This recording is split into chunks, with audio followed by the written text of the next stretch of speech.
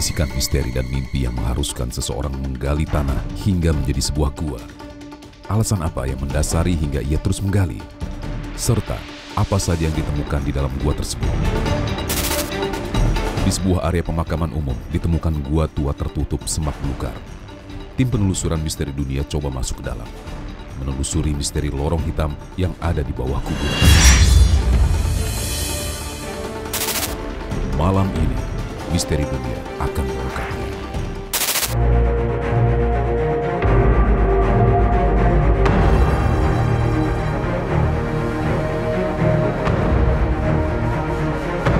Jika kebanyakan gua ditemukan di perbukitan dan pegunungan, bahkan ada yang sudah terbentuk secara alami. Namun lain halnya dengan sebuah gua di Dusun Tumpang Sari, Desa Jiu, Kutorejo, Mojokerto, Jawa Timur.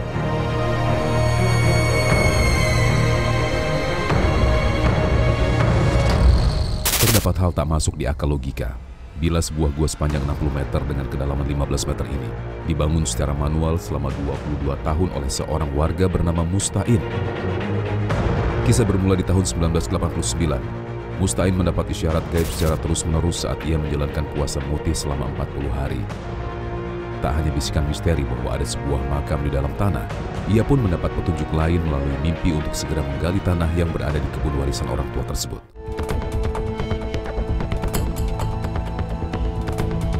Selama awal proses penggalian, ia sempat mendapat cibiran aneh oleh warga sekitar, lantaran keinginannya yang dianggap tak masuk akal. Bermodalkan alat sederhana seperti linggis, palu hingga cangkul, Mustain terus menggali gua secara manual. Usaha selama 22 tahun pun tak sia-sia.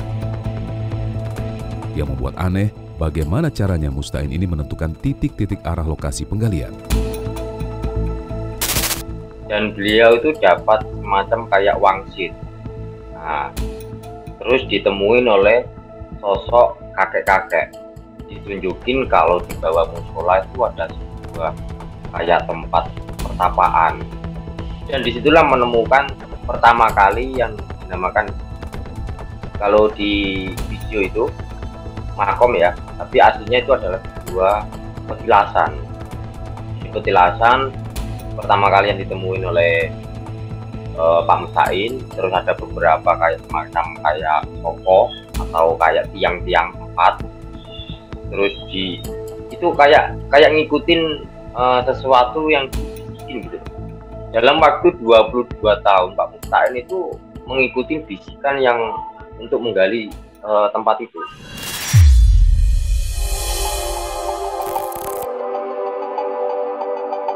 Tahun 2000, dibantu kakak kandungnya, Mustain memutuskan mengawali penggalian mulut gua di hari Kamis Legi, bulan Suro. Setiap harinya ia habiskan untuk menjalankan perintah gaib yang selama ini menghantui. Dalam 1 tahun usaha penggalian, ia menemukan sebuah ruangan yang terdapat gundukan tanah sepanjang 3 meter, yang diyakini sebagai makom atau tempat petilasan mbah buyutnya. Lantas bagaimana bisa di dalam gua terdapat sebuah makam? Jasad siapakah yang terkubur di dalamnya? Di sini pilar kedua nih, tangga-tangga kedua ini ada makam. Ada makam. Ini yang di petunjuk tadi, Bapak ya. Oke. Kenapa Bapak meyakini bahwa ini makam? Dari sisi apanya, Pak? Ada batu nisan kah atau apa gitu? Ada batu nisan, ada petunjuk dari atas, itu ada kayu jati lah. Ancer-ancernya. Makamnya Mbah Mukiye, Syekh Mukiye. Mbah Mukiye diyakini sebagai kakek buyut Mustain jika dilihat dari mata batin seorang pakar retrokognisi. Benarkah penggalian gua tersebut bagian dari petunjuk Mbah Mukiye sang pemilik makam? Serta siapakah Mbah Mukiye tersebut? Sebenarnya makam yang ada di dalam Gua Mojokerto itu adalah makam-makam peninggalan pada zaman Kerajaan Majapahit yang pada saat itu meninggal dan dimakamkan di tempat tersebut. Cuman karena tergurasnya zaman, akhirnya tertutup oleh material bangunan atau material batuan alam.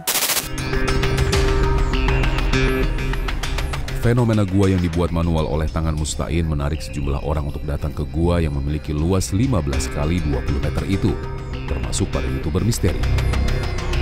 Tak hanya sekedar kagum dan melihat-lihat sekeliling gua, di arah berbeda juga rupanya terdapat sebuah sumur berdiameter 60 cm dengan kedalaman sekitar 12 meter.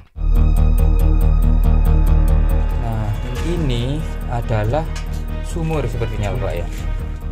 Ada sumur. Oke. Di dalam gua ada sumur. Di dalam gua ada sumur. Oke, kita coba lihat ya, hati-hati ya. Bismillahirrahmanirrahim. Selamat. Kita lihat ya. Ini adalah sumur yang digali oleh Bapak Musta'in. Nih masih terlihat bekas pahatan galian dari gua ini ya. Bapak Musta'in menggali gitu. Nah seperti ini keadaannya. Ya kita coba mundur sedikit demi sedikit karena ini sangat dalam ya. Anehnya, sumur yang digali sendiri oleh Musta'in ini air tak pernah kering. Meski saat musim kemarau, ada yang meyakini air sumur ini mengandung tuah energi positif. Benarkah demikian? Karena Pak Musta'in itu salah satu orang pilihan yang memang mempunyai keikhlasan hati. Maka dari itu, leluhur-leluhur yang ada di sana senang kepada Pak Musta'in, dan Pak Musta'in adalah salah satu orang yang diutus oleh leluhur semua atas izin Allah untuk bisa mendapatkan yang tersembunyi di dalam gua tersebut. Karena di gua tersebut yang saya lihat ada beberapa makam waliullah yang memang terpendam.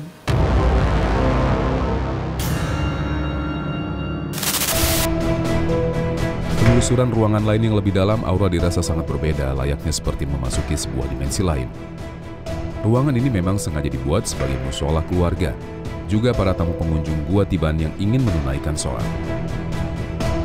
Terdapat juga beberapa gundukan tanah yang didesain seperti tempat duduk, berhias lafal tauhid di sekeliling dinding gua. Tempat ini memang banyak dipakai tamu yang sengaja datang untuk melakukan tirakat dan semedi. Jujur kami udah takut nyampe sini Pak. Beneran. Karena beda sudah, alamnya beda ini nyampe sini. Kayak semacam nembus dimensi lain gitu. Ini oh, kenapa dibentuk seperti ini, Pak? Nggak tahu. Tiba-tiba Ya, kayak ada semacam dorongan nih, ada dorongan seperti itu. di waktu gali tangan Bapak seperti bergerak sendiri gitu ya, Pak. Ya apapun aku merinding. Aku kalau udah flashback ke situ nih, terus sini merinding ya Pak. Aku ngomongnya dari sini loh padahal aku kayak sampai segini loh aku merinding. Aku tuh ngerasa padahal aku masuk di tempat lain itu berdua seakan-akan di dalam rumah padat itu padat ya, mungkin karena banyak pengunjung. Banyak sekali yang ingin diberikan pesan oleh yang ada di dalam sana, karena pesan-pesan tersebut mengandung arti kebaikan, karena harus bisa menemukan hal-hal yang tersimpan yang menjadi rahasia selama ini. Karena kalau yang saya lihat dulunya tempat itu sebelum dijadikan guha oleh Pak Musta'in, itu adalah tempatnya bersemedi para orang-orang sakti di zaman dahulu.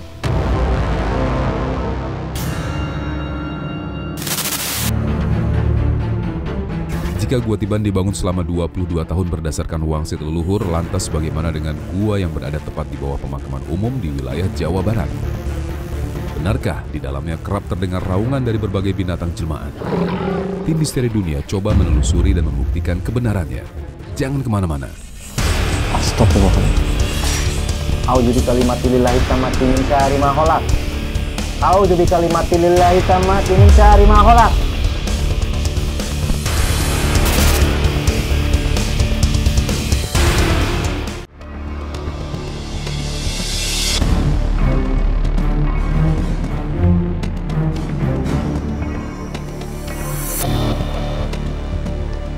Bogor memang kaya akan kisah mistis. Cerita kerajaan Pajajaran, tuah makam keramat, situs megalitik tertua hingga pernikahan dengan sebangsa jin tersebar luas namun penuh misteri di sini. Seperti di desa Ciangsana, Kecamatan Gunung Putri, Bogor, Jawa Barat, banyak warga tak menyangka bila di wilayahnya terdapat makam keramat yang di bawahnya terdapat lorong gua tua. Lokasinya masih cukup misterius dan sohor akan hal kliniknya. Sampai saat ini, jarang ada orang yang berani untuk mendatangi lokasi tersebut. Mitos berkembang jika penunggunya pernah menampakkan diri berbadan besar penuh bulu atau yang biasa dikenal dengan nama genderuwo. Begini kesaksiannya. Jadi ada genderuwo itu suaranya mah tadinya mah kayak kucing, meong-meong gitu. Pas udah lama-lama besar suaranya itu, serem suaranya. Jadi ibu takut itu, matanya aja sampai segede-gede senter. Cuman kukunya tajam, dia mah kukunya pada tajam-tajam.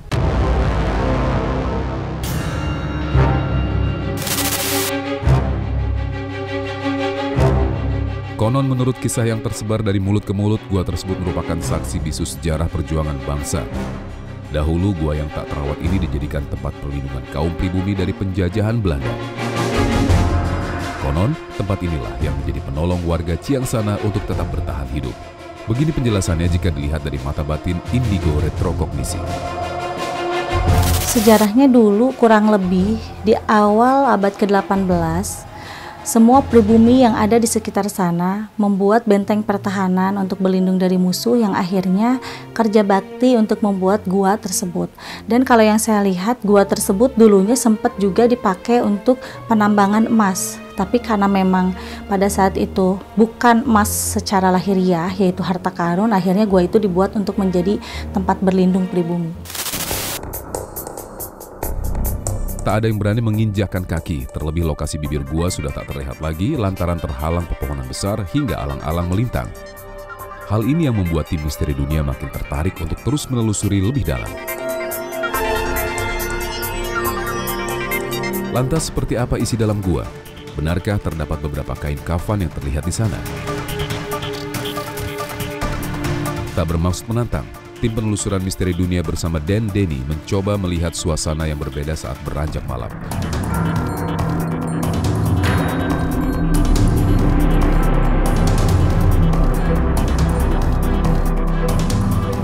Benturan aura mistis terasa begitu kuat ketika pertama kali melangkah menuju lokasi yang dikenal wingit itu. Gimana? Aduh, jalurnya tuh benar-benar sangat-sangat tidak terawat. Akbar ya Allah. Ini bibir di mana? Aduh, goa itu. Ya, ini bibir goanya. Nah, kondisinya seperti ini. Ya Allah, itu gerak apa?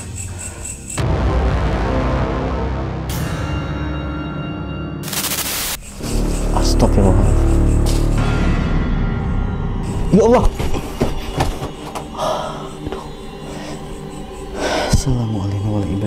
Assalamualaikum. Ya Allah. Seperti biasa ngap, dan saya penasaran sama yang di sebelah tadi sempat saya Allah. Kita harus ekstra hati-hati untuk memasuki di mana ini goa yang jadi goa ini teman-teman berada di bawah kuburan yang tadi.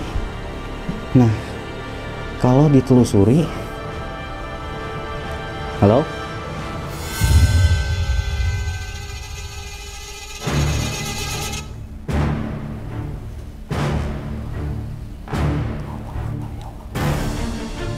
Astagfirullahaladzim.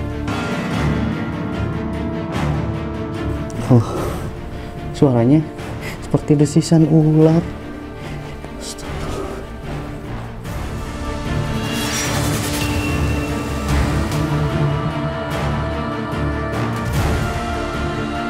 Ya, baru saja memasuki mulut gua, situasi sudah membuat kami berdebar.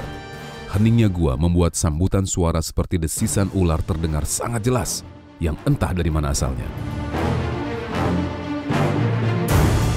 Kaki pun terus melangkah, menyusuri tiap lorong yang ada di dalam goa, dan kejadian aneh lain pun terus bermunculan.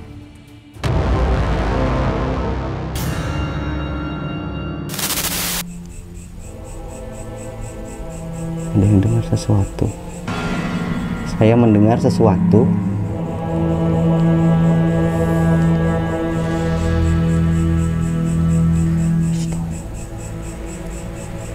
Halo? Apa itu? Waduh. Ya teman-teman, saya harus ekstra hati-hati Takutnya ada Allahu Akbar, ya Allah.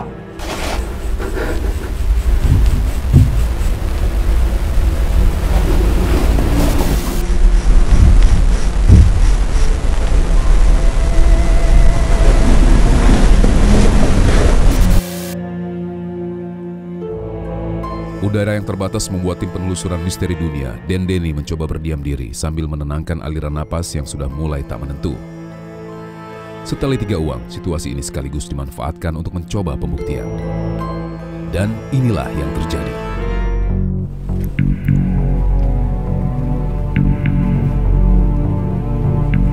Saya bakal mencoba untuk diam dan hening. Di sini kelihatan nggak sayanya? Jadi, nah di sini kali, di sini deh. Semoga kelihatan ya. Atau terlalu gelap ya. Allahu Akbar.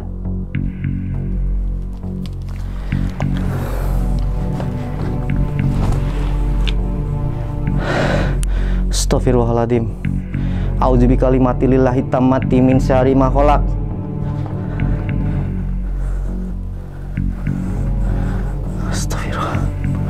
Astagfirullahaladzim.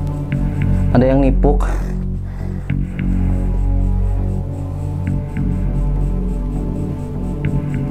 Ada yang lempar batu.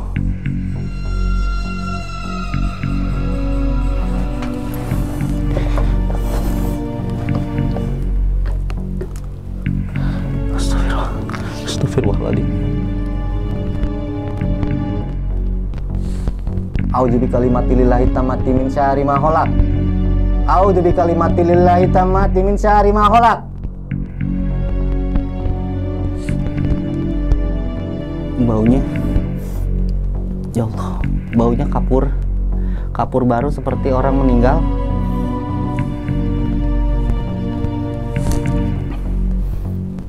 Tuh di sana, sebelah sana, seperti ada yang lewat-lewat. Kita datengin.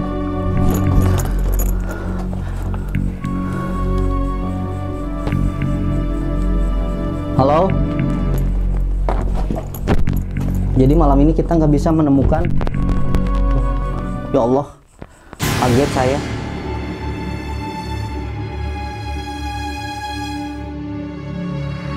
Pemakaman umum yang berada di atas gua rupanya bukanlah TPU biasa. Berjarak 200 meter dari mulut gua terdapat sebuah makam yang memiliki ukuran tak wajar, yakni sepanjang 7 meter. Dengan ukuran yang berbeda dari makam pada umumnya, membuat banyak orang sengaja datang hanya untuk meminta sesuatu. Terlebih, beberapa pusaka yang ditemukan dipercaya datang dari makam tersebut.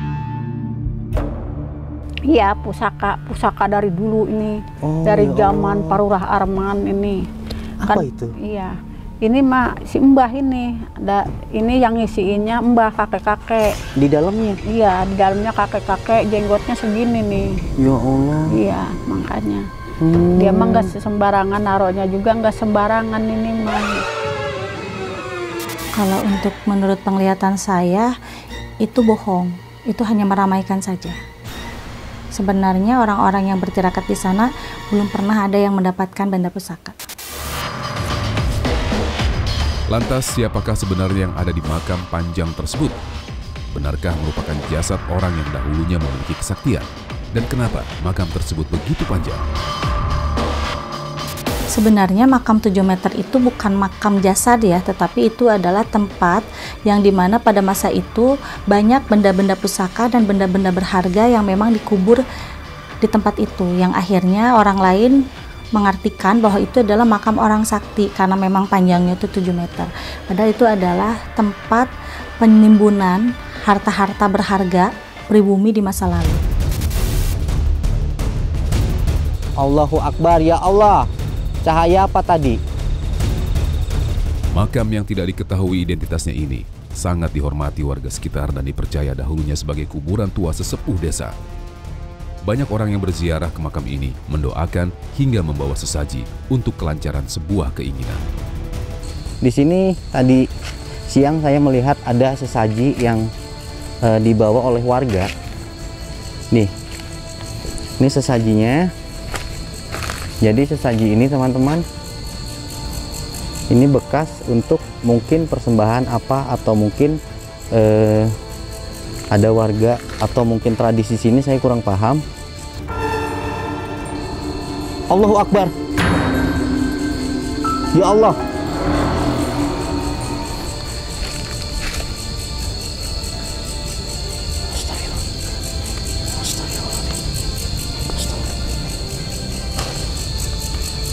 Kenapa bisa gerak? Allah.